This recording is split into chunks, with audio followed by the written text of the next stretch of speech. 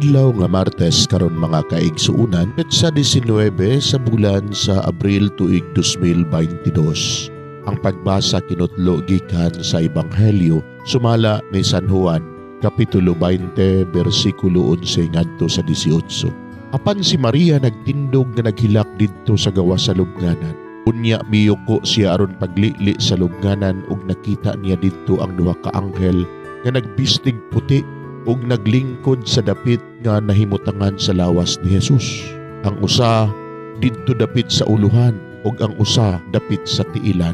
Babae, nganong naghila ka man? Sila nangutana kaniya. Si Maria mitubag, ila man gud nga gikuha ang akong Ginoo ug wala ako mahibalo kun hain nila ibutang siya. Sa pagkahuman niya sulti niini, milingi siya ug iyang nakita si Jesus nga nagbarog didto apan wala siya makaila nga si Jesus di ay kadto. Babae, nganong naghila ka man? Nangutana si Jesus kaniya. Kinsa man ang imong gipangita? Nagtuo si Maria nga siya mao ang hardinero. Busa miingon siya kaniya, kun ikaw maoy nagkuha kaniya, tug-ani ako kun hain mo siya ibutang, kay kuhaon ko siya. Si Jesus miingon kaniya, Maria.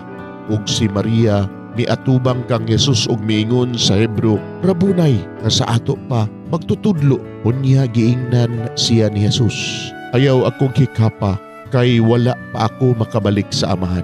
Adtua hinuon ang akong kaigsuunan ug suginli sila nga moadto ako sa akong amahan ug inyong amahan, sa akong Dios ug inyong Dios. Busa gisuginla ni Maria Magdalena ang mga tinun-an nga nakakita siya sa Ginoo ug gisaysay niya kanila ang gisulti ni Jesus kaniya. Mga igsuon ang Ebanghelyo sa Ginoo, daygon ikaw o Kristo.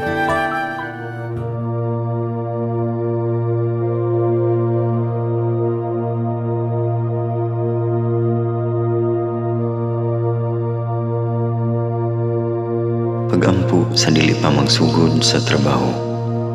Magampo kita sa ngalan samahan sa Anak ug sa Espiritu Santo. Amen. Langit no namong amahan, sa among pagsulod nining trabahoan, among gidala ang imong presensya uban kanamo. Among gipamulong ang imong kalinaw, imong grasya, imong kaluoy, ug ang imong perpektong hanay sa among mga trabaho. Among gipadayag ang imong gahom, labaw sa tanan, diha sa mga butang nga among mahimo, masulti, mahuna-unaan, ug mahukman sulod nining adlaw. Ginoo, nagapasalamat kami sa gasa sa kinabuhi, niining bagong adlaw, niining kahigayunan nga kami nakasulod sa trabaho ug mamahimong parte niining nga grupo.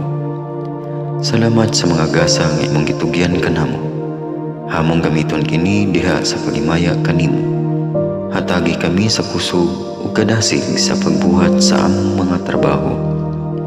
Panalangini ang among mga proyekto, mga ideya o kusog, aron sa ingon bisan sa pinakagamay namong mga kalampusan, magahatag kini sa imong himaya. Ubani kami Ginoo sa among pagtrabaho nining adlaw. Puna kini nga lugar sa inspirasyon ug kusog. Tabangi kami nga magtrabaho isip usa ka grupo nga mapakita sa usag-usa ang kamaayo. Himua kami nga maayo nga makabot namo ang mga butang nga kinahanglan namong buhaton. Himua kini nga lugar nga puno sa kalipay ug panaghigalaay, ug kamugaway ug kalinaw ang mapatigbabaw niining dapita. Ginoo, kung kami anaa sa kalibog, giyahi kami. Kung kami muwadaan sa kadasig ug paglaom, dasiga kami. Himua nga ang trabaho nga among gihimo ug ang paagi sa among paghimo niini makahatag unta kini ug hugot nga pagtuo, kalipay ug pahiyom sa tanan nga among mahimamat karong adlaw. Panalangini ang among mga pamilya, among Pinoy-anan, among nasod. Himua nga magmatidud-anon kami sa pagtagad ug pag-amuma sa kalikupan ug sa tanang may kinabuhi, diha sa pagbuhat kanamo sa pagkabuot sa imong pangandoy alang sa hustisya ug kagawasan. Ug Ginoo, sa among pagbiya nining lugar, tagay kami sa imong panalangin ug kaluoy sa among pagbiyahe. Panalangini ang among mga pamilya ug Pinoy-anan nga anaon ta sa maayong kahimtang sama sa among pagbiya kanila. Ginoo, salamat sa tanang butang nga imong nabuhat, sa tanang butang nga imong gibuhat, ug sa tanang butang nga imong buhaton pa.